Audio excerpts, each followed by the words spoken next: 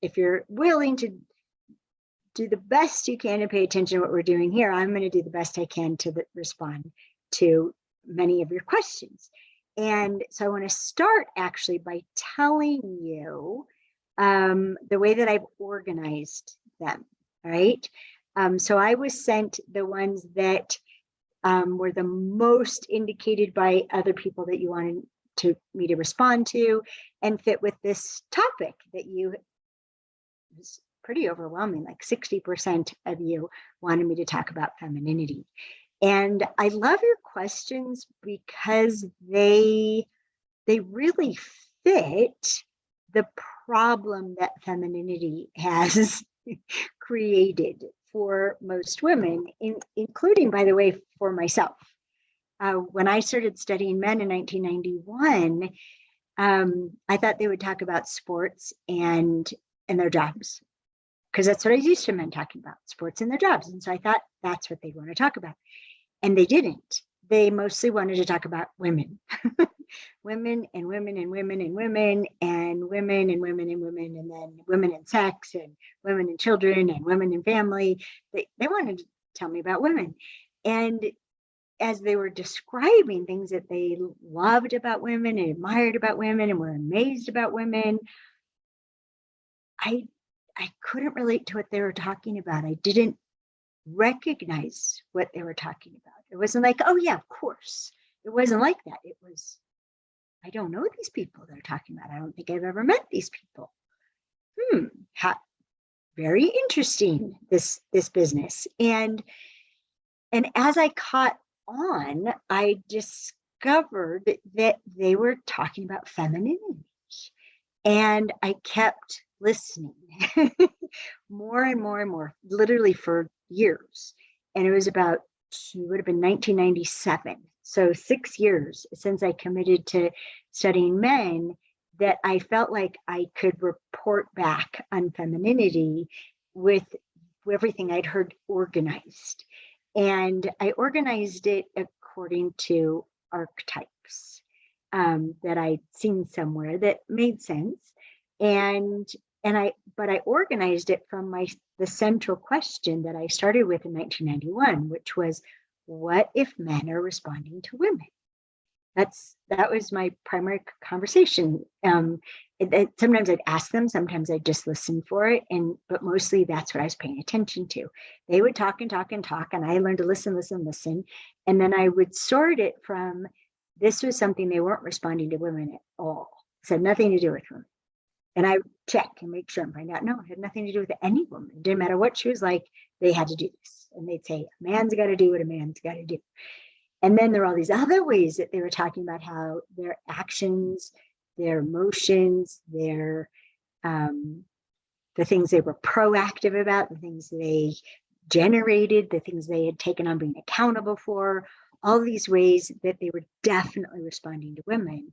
And I'd pay attention to what was it about women that they were responding to, with the desire to do certain things, the willingness to do certain things, that even request, let me do that. What were they responding to?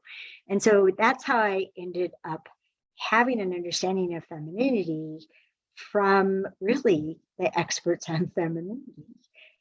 It's men, not women, who are experts on femininity. And the reason being that they need it. And that's something I didn't know, that men need femininity, that all of the qualities contained in these archetypes, they need them. They provide something for them that makes their life better. And I remember early on, one of the men saying, femininity is color in a black and white.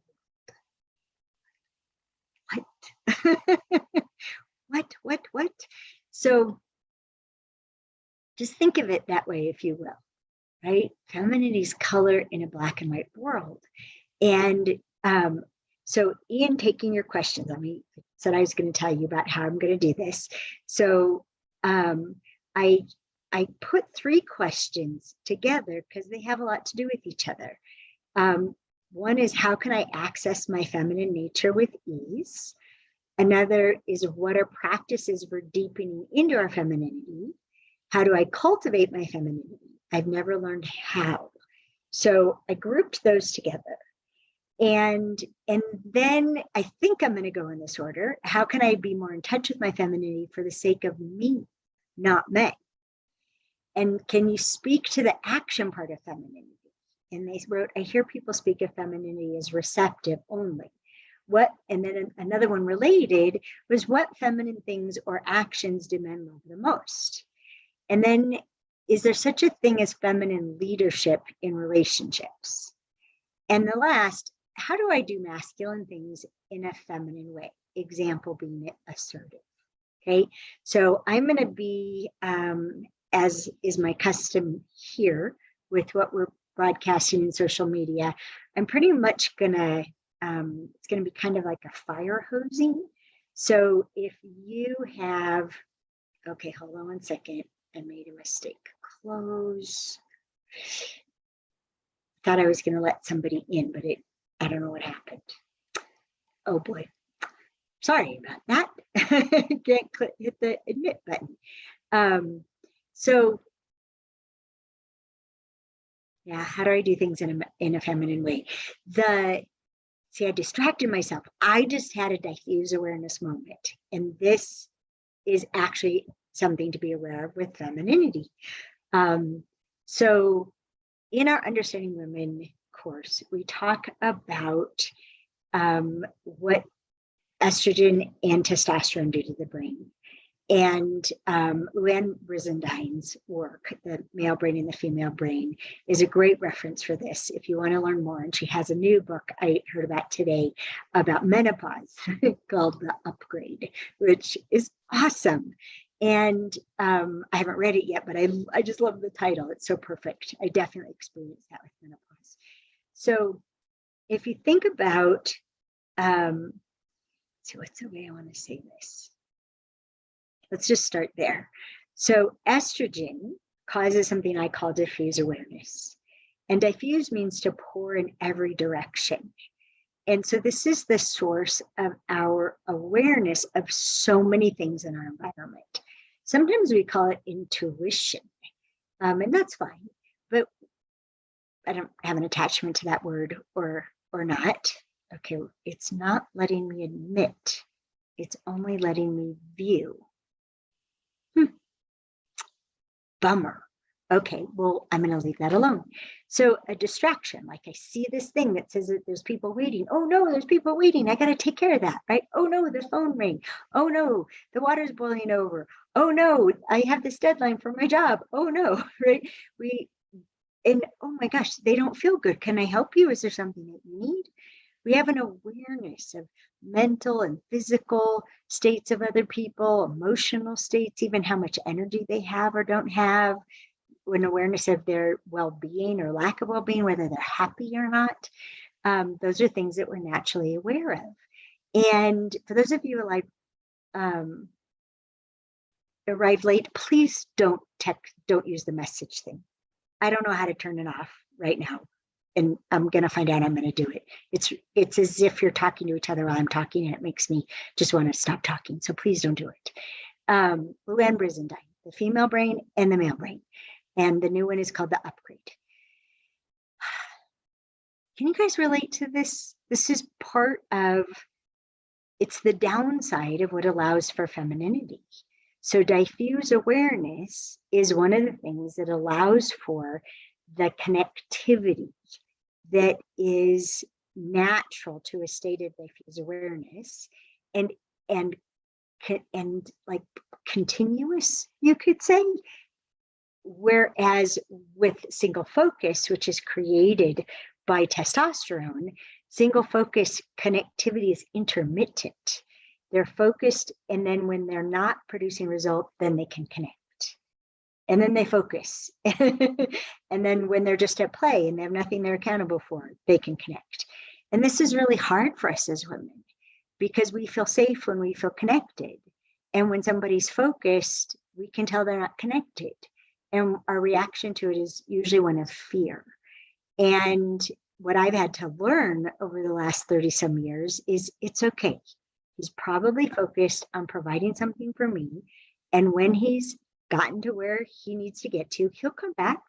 He'll be back with me. And one of the things that has helped in my relationship is we actually have a commitment. We have a commitment to every day. His attention's going to be on me.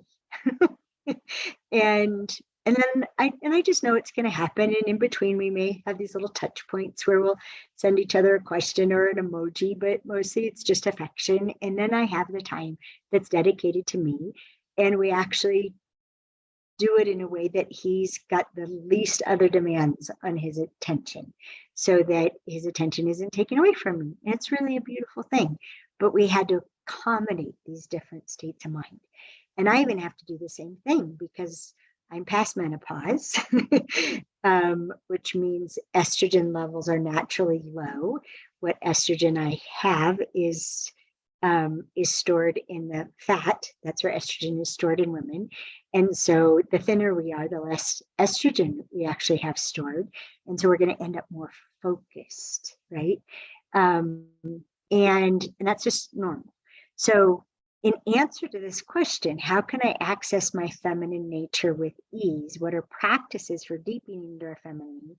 And how do I cultivate my femininity? It has everything to do with being aware of living in a state of, did it again. It gave me admit for a moment, and then it disappeared. It's so funny to be demonstrating diffuse awareness to you while I'm talking about diffuse awareness. I wish I wasn't. It's a constant state of interruption. How many of you can relate to it? You know what I'm talking about, right? It's just like, feels like somebody's just like yanking our head around, and maybe our hearts too. So if you're going to pay attention to femininity, and I'm going to use a word here, okay? If you're going to pay attention to being feminine, so that's the first thing to know. This question, that's the last one I told you I would respond to, how do I do masculine things in a feminine way? You actually can, if you're paying attention to how you're being. Because a lot of the times, women do things that may have traditionally been thought of as feminine. We can do them in a masculine way. So the word that I'd have you get related to is produce. Produce, productive, being productive. When we're being productive, we're being what is normally understood as masculine. Productivity. And productivity is what has men feel safe. And when you're in what I would call hunting mode or a committed state of mind, productivity will have women feel safe. And when we're not in a committed state of mind, when that diffuse awareness, we're not like ringing it in the best we can, that diffuse awareness, then it's connectivity that's going to have us experience being safe. So you can, for example, produce a batch of cookies. How many of you produced a batch of cookies? Yeah, Ashley's smiling and laughing. Yeah, we can produce a batch of cookies. This morning, I produced 2 loaves of bread. I got her done because I had to get outside, because I had to get on my tractor and I had to move the hay so I could get it under tarps before the rain came tomorrow. Lo and behold, I got all the hay moved and the rain came today before the tarps. Yeah. So I produced 2 loaves of bread this morning. Now, what nurtures me, what I love, ways of being, I love baking bread. I love creating bread, all different kinds of flavors and textures, and this process that's creation, and I'm providing it for me and for my boyfriend, because this particular way we eat, and it's very nurturing, and he lights up like a Christmas tree. When I give him bread, he's like, oh, you're the best. So excited.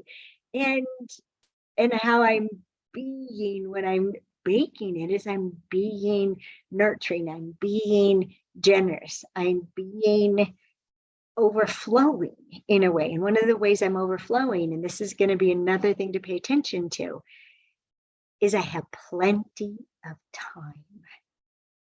Plenty of time. So there's a whole session in Understanding Women dedicated to it's a matter of time. When we have the sense, when we think, when we feel like we have plenty of time, we have all the time in the world, then we just naturally start being feminine. It's the effect of time. And one way you could think of it, if you wanted to look at it in a spiritual sense, is part of the way that we're put together, this thing we call our feelings right here in the middle of our chest. What if what makes this such a central part of being a woman is this is where we connect with the eternal. What is the eternal? All the time in the world. All the time in the world. So a trick, if you want to access your femininity with ease, like was asked, plan plenty of time. Plan plenty of time. I used to never plan plenty of time. I would plan exactly the amount of time that I needed. I would think that'll take me 7 minutes to do that. So I would plan 7 minutes to do it. And I used to do this with so many things. I had everything I needed to do to leave my house here in Colorado and head back to my home in California, where my family was. And I would plan out everything I had to do to shut down the house for another month. And I would have it timed out, 8:52. I'd have it all timed out. So someone found my list and made fun of me, a friend of mine. And I just would be like, right? Produce, check. And I would be exhausted. I would be done and I'd be exhausted and I'd get my butt out the door and get to the airport on time. I hated departure date, especially if I just arrived the day before. So then I thought, I learned more about femininity. I thought, okay, these are all the things I got to get done. This is how much time it's going to take. Okay, it's going to take me 2 hours and 22 minutes to do all of that. Okay, let's start 4 hours before we need to leave. It seemed like crazy to leave that much time. But the next thing I knew, and you might want to write this down, next thing I knew, instead of producing and getting my ass out the door so that I could get to the airport on time and being like, I was puttering. So this is a contrast. Produce. Puttering. Puttering is when you have plenty of time.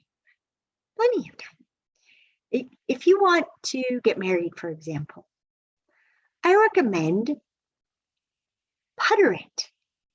Give it plenty of time instead of, I want to be married by the end of the year. Okay, I want to be married in the next 5 years. Putter it. Putter finding a right person for you. You'll automatically shift from hunting a husband, which is bad in many ways. First of all, men stay away from women who are hunting anything. They're like, the energy of it is really a turnoff for them. It doesn't cause them to come towards you, it causes them to stay away. They're fine with it if you want to be that way when we're working. We're producing, you're a member of the team. Let's get her done. Great. They love that we can do that. But in a romantic setting, or a son with his mom, for example, no. They love our femininity. It nurtures them. It literally gives them life. So if you leave plenty of time, then you're naturally puttering, which makes you naturally attractive. It's as simple as that. You don't have to try to be attractive. We're already really attracted to men. They are fascinated by us and they know they need us and they're not trying not to. If we just leave ourselves plenty of time, we'll naturally start being more. We'll be doing less or taking more time to do as much and being more. Now, being what, right? So this is also how can I access femininity with ease? I would invite you to think about it. Think about what ways of being, when you have plenty of time, when you're not produce, how do you love being? What are ways of being that you identify with yourself? Are you creative? Are you open? Are you compassionate? Are you kind? Are you loving? Are you silly? Are you playful? Are you inclusive? Right? You want to get everybody together, right? And you're including everybody and you're paying attention that everybody's having fun and everybody's having a good time and you love doing it. You're having the best time, making sure people have the best time. Are you baking? Are you cleaning? One of the things that people know about me, they've heard about me, I literally save the dishes for the morning. And I do them mostly by hand. My dishwasher just like sterilizes and dries them because rhythmic hand motions build oxytocin. And oxytocin is a hormone that gives women a sense of well-being. And that sense of well-being then has me get to overflow towards other people. Instead of needing them to give me my sense of well-being, I generate my own sense of well-being by what I do when I wake up in the morning. And my alarm even says, serve myself.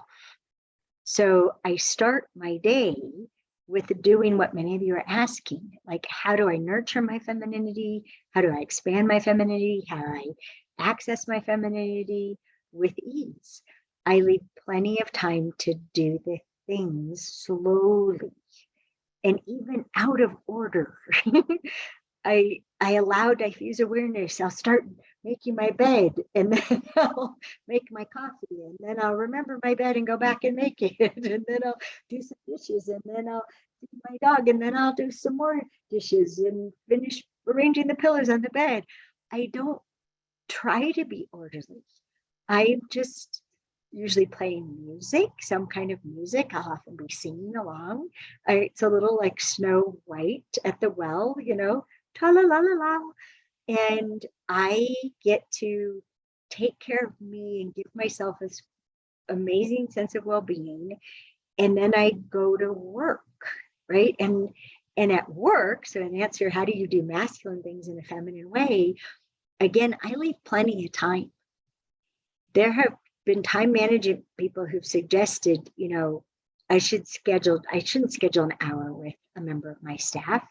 I should schedule exactly how much they need. That call could have been over in 25 minutes. At the most, schedule 30 minutes. No, I schedule an hour. I schedule an hour so I can connect with them. I can find out how their families are doing. I can find out if is there anything you want me to know about you?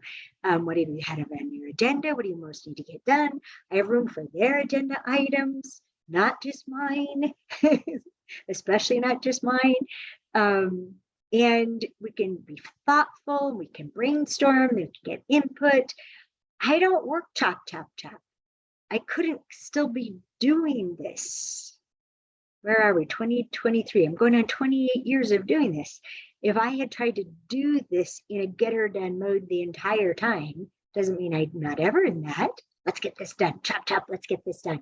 But then we have fun. Did we get her done? Yay! We celebrate, right? So we even bring that to when we're getting stuff done.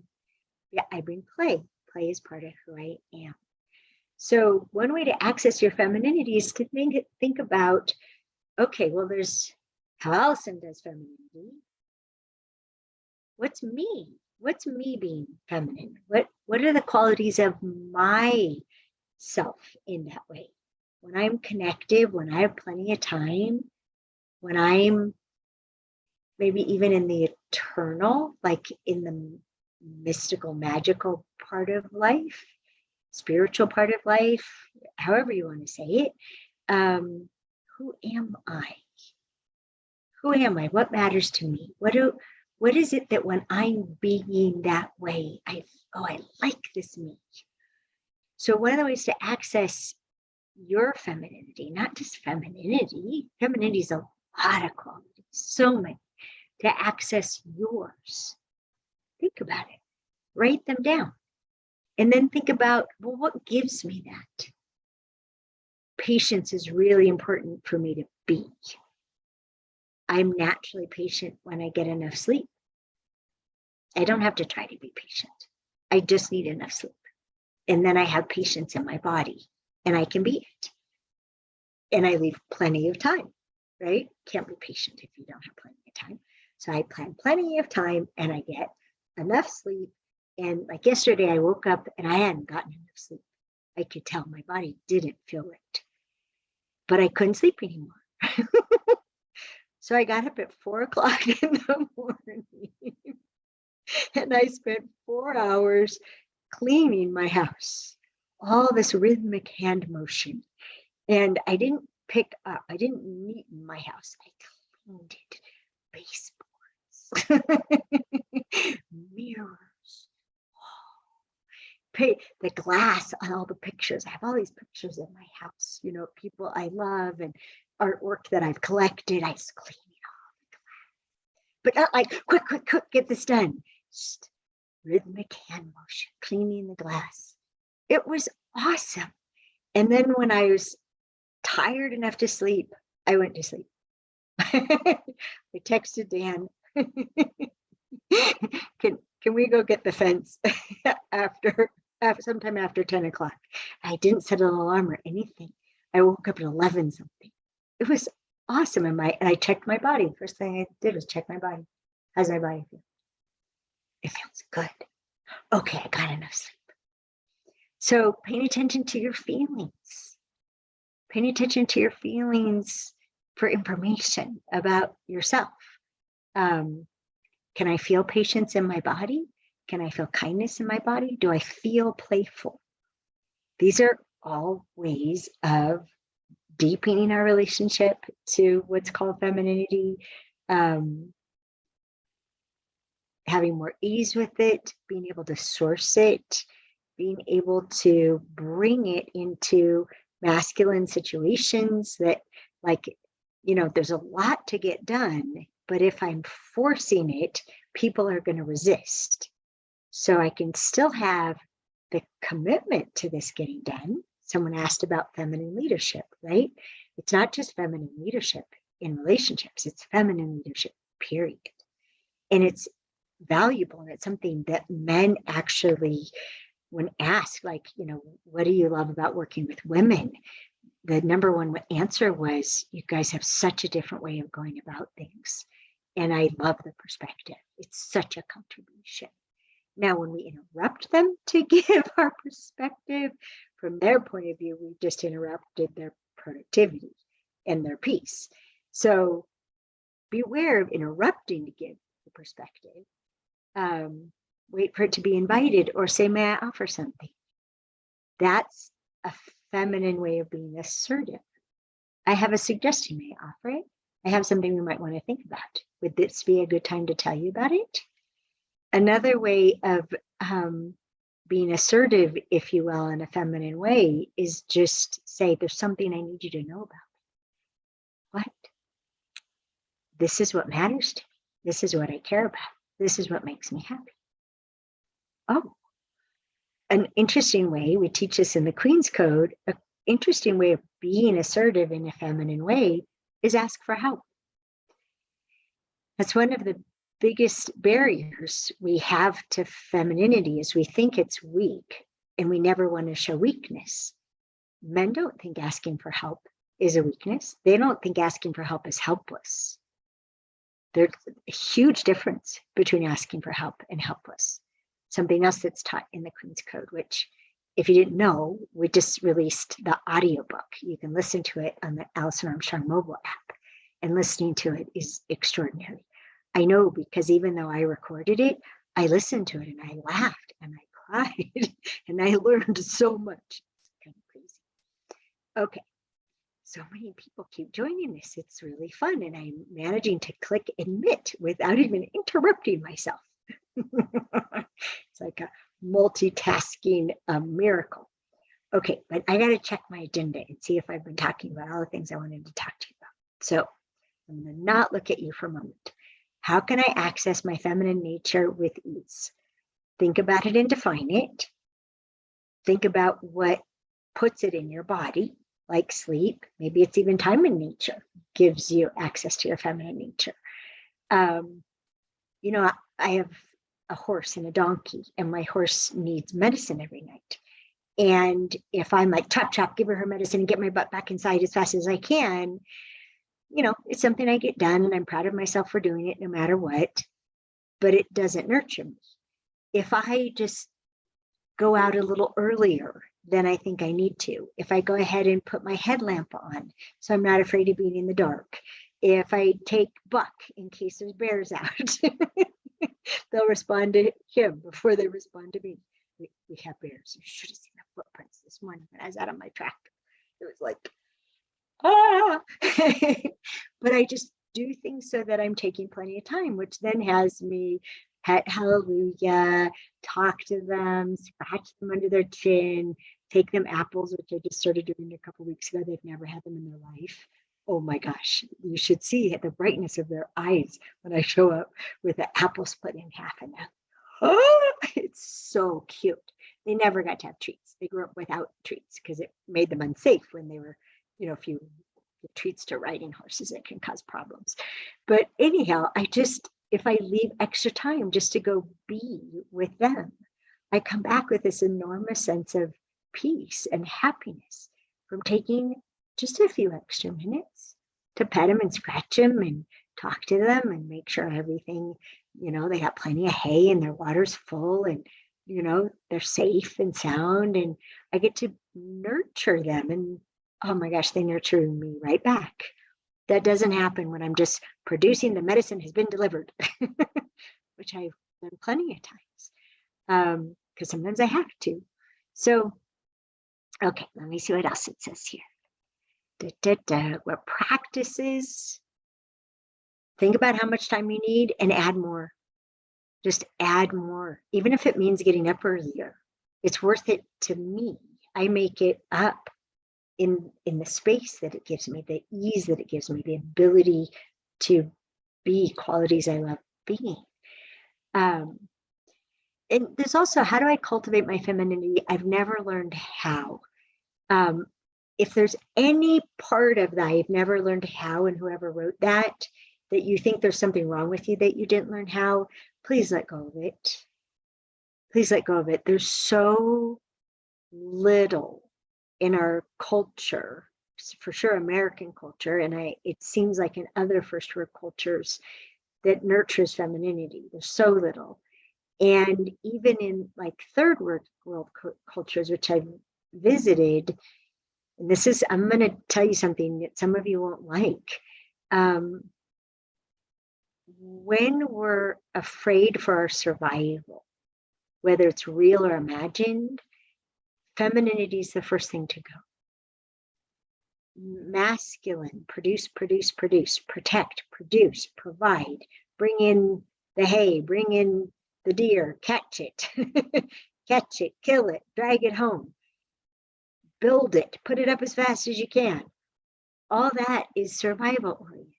And so when we think our survival is at stake, we'll be in that hunting, or otherwise known as masculine mode, even if we're dressed in a feminine, frilly way, even if we're saying feminine, frilly things, or whatever we have gotten as this stereotype of femininity. Oh, the damsel in distress. Oh, no, it's not real femininity. It's an act. It's a pretense. It doesn't feel right to men or women. It's not authentic. So if we're going to authentically get to be something that's extraordinarily powerful, That's one of the first things men taught me. There's nothing weak about femininity. It's very powerful. If we're going to be that, we're going to have to connect with, and I'm going back to the first topic, we're going to have to connect with the eternal. We're going to have to connect with, there's enough time. We're going to be all right. Everything's going to be all right. Sometimes what it takes is faith. And it also takes this thing, and this is a thing you might really not like, is it's very hard to be what we know as feminine. And I say it that way because I don't like the way people use the words masculine and feminine. There's too much right, wrong in it. There's too much baggage in it. There's too much supposed to. Ugh, I hardly use them at all myself. I had to commit when I like, okay, I'm going to talk about this. Even though I don't like the word, I'd rather use an open state of mind, right, than feminine. A caused, created way of being than feminine, right? There's so many things I'd rather say. But oh well, it's a catch-all. But watch if you think it's weak or that it makes you weak or less than. Men certainly don't. They see it as extremely powerful, effective in ways that they can't be, right? Like, I forget what book I wrote it into. What a man said is, I want to do, oh yeah, it's in the Queen's Code. I want to do everything I can for my wife. I want to do everything I can do for my wife so she can be everything I could never be. And they're very clear about the difference between doing and being. They open doors for us. They do the opening of a door, they carry the bags, they do all that just so we could be relaxed, we could be open, we can be connected, we can be attentive to them, we can be appreciative. They do for us so we can be what they can't be. Oh man, if I could give anything, right? If I could give anything to women, it's how much men naturally honor us and we don't have to work for it. We just got to stop getting in the way. And one of the things that gets in the way of being feminine is all the things we think we need to prove. That we're smart enough, strong enough, good enough, capable enough. I can do that. I can do that. I can do that. What if you don't have to prove it? What if they already know that about us? What if men naturally are seeking the most capable, competent partner that they believe they can attract and keep? So that's one of the things that's interesting about our adversarial relationship to men and to femininity is we keep convincing men they're not good enough for us and that they won't be able to keep us. Because anything you can do, I can do better. They want to contribute to our lives. They want to make our lives better. They want to know that we know that our lives are better for them than being in it. And we would have to let them make it better, which is the receptivity part, right? That how do you ask it?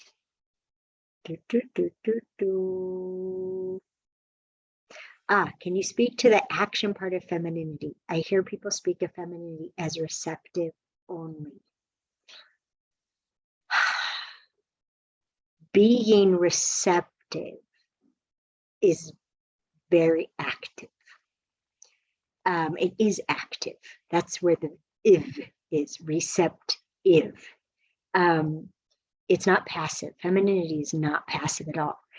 Because so much of the beingness of femininity is actively paying attention to other people's mental, emotional, physical, energetic states, paying attention to it.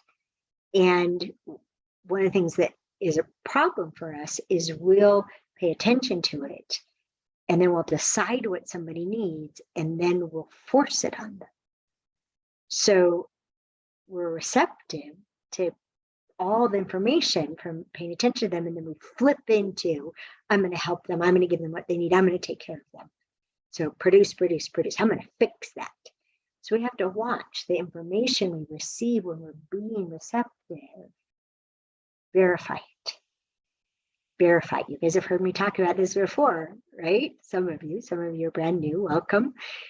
Verify it. It seems like, I'll give you another word to write down. It seems like you're hungry. Do you need food? Instead of, you look hungry. Here, eat this. I made this for you. Why don't you appreciate it? Why aren't you eating it? That's produce, produce, produce. Instead of, it seems like you're hungry. Do you want food? I don't know. I think he was already in love with me. But the first time that Dan and I met in person, we'd been talking on the phone a lot. We were driving from where we had met up, and I said, I just want to check in. How are you in the hungry department? And I was just open, right? How are you in the hungry department? And he said, I'm always hungry. Okay, do you need to eat right away, or would you like me to make something when we get to my house? He's like, I don't need to eat right away. You made something, that'd be great. Right? And it has this really low, gruff voice. I can't help but try to imitate him. So again, I was making an observation. I was checking in. I was verifying. I kept verifying instead of, what both men and women do. It just kills so many moments. We decide and provide. We don't check in first, right? We just decide what people need and we give it to them instead of, it seems like, you seem tired, or you seem distracted, or you seem frustrated, or you seem worried. You seem really cute today. You seem like you want to play. You want to play? So use that observation, that diffuse awareness that has us taken often in an overwhelming amount of information. Use it to have that perception that they're like, what? You got eyes in the back of your head? Yeah, pretty much. You use that, but then check with it before you just take something over. You don't like it when men take over. They don't like it when we take over. Nobody likes that. We like to be respected. Everybody. And respectful is, it seems like, do you want me to do that for you?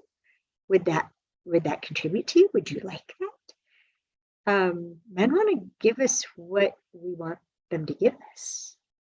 And if they take over and just like, you need this, take it. No, this is the right way to do it. Do it now. Excuse me, is there an emergency I'm unaware of? Because when men think there's an emergency, they just start ordering people around. It's a very masculine, protect, warrior thing to do. And we don't react well to it. Is there an emergency I don't know about? Yeah, we got to leave in 10 minutes. And this is why I initially created the Understanding Women course, was to teach men about how they bring out the worst in women. They give us a deadline. They go chop, chop. They get impatient. We got to go now. Like, well, if you want to take a man in a skirt to a party, give her a deadline for leaving for the party. Give her all the time in the world, and you'll have this beautiful, glowing, life-giving, expressive, maybe even playful and flirtatious companion. But you got to give her plenty of time.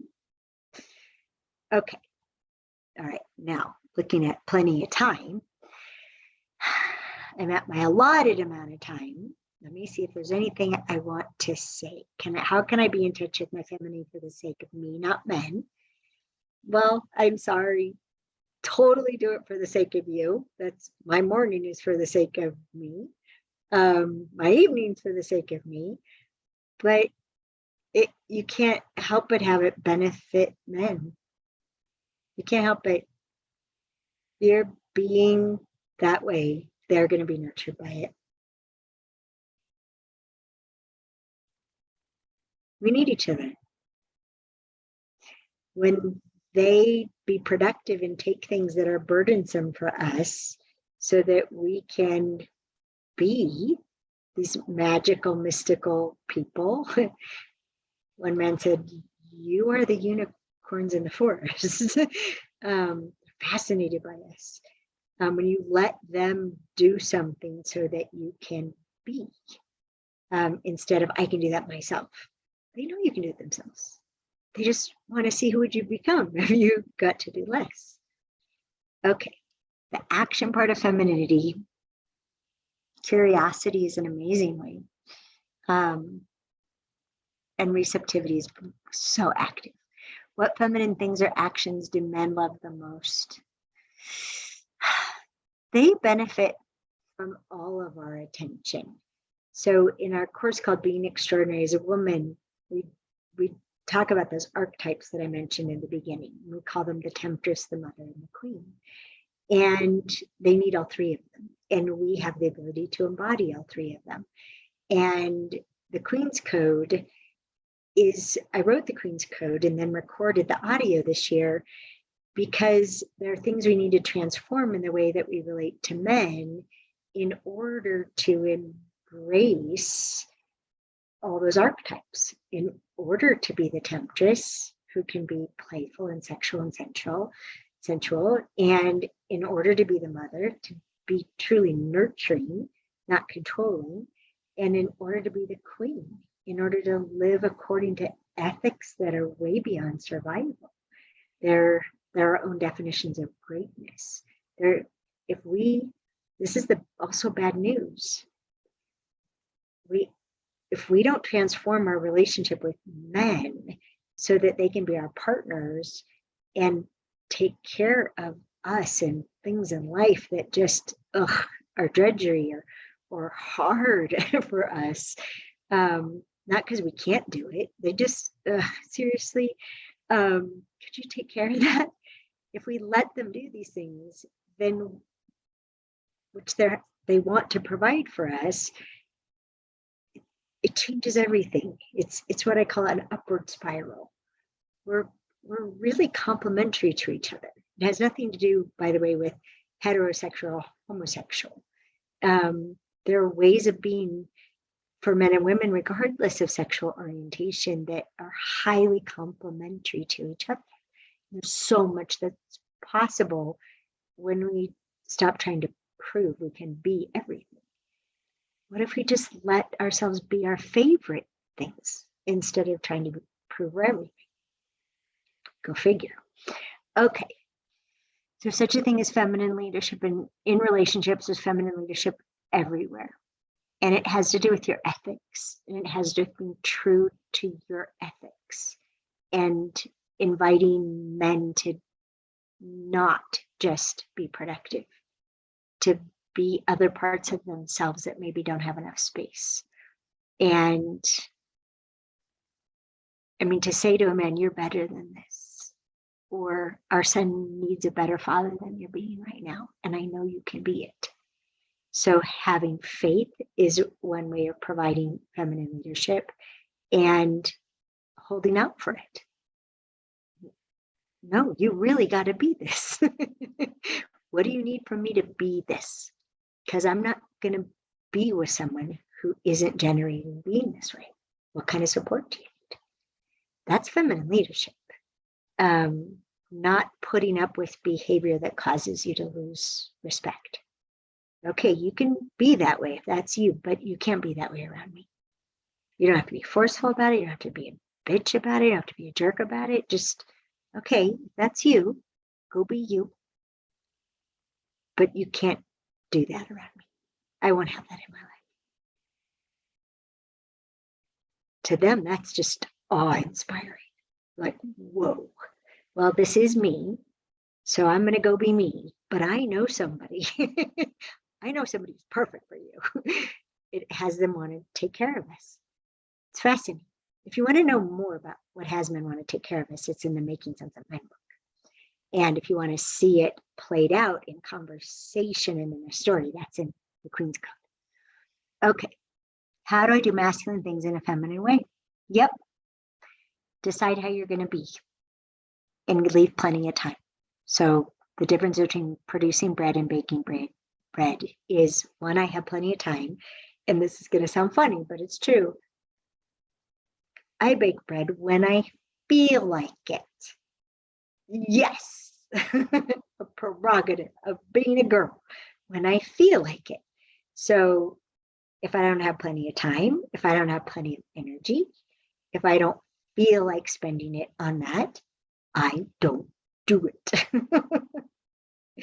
This morning I did it because of something I really wanted to give to Dan, and I'm glad I did, but it was so funny. I had to apologize. Practically forced bread on him. And when I apologized for it, he was like, oh, you're the best. He forgave me. All right.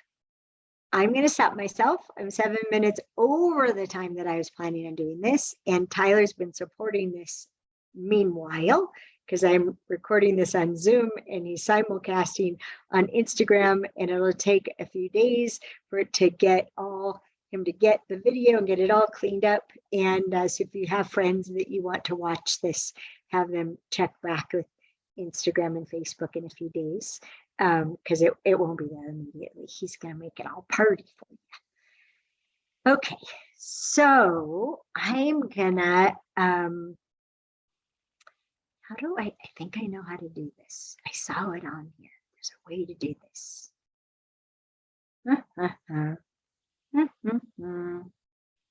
Oh, well, I was wrong. I don't know how to do it. If you'd like to come off video and wave goodbye, or you're already off video and you want to wave goodbye, thank you for being here. I loved all the company. This was awesome. You definitely were feeding me to do more for you.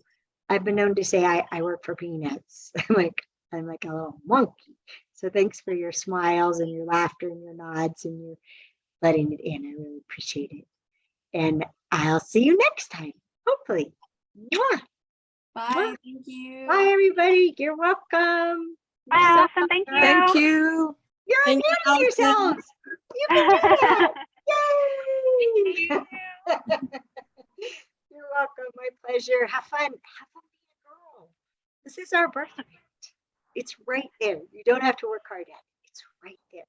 You may have to work less hard to access it, but it's yours. I promise. Every one of us. I was 99% masculine when I started studying. I was the best man I knew.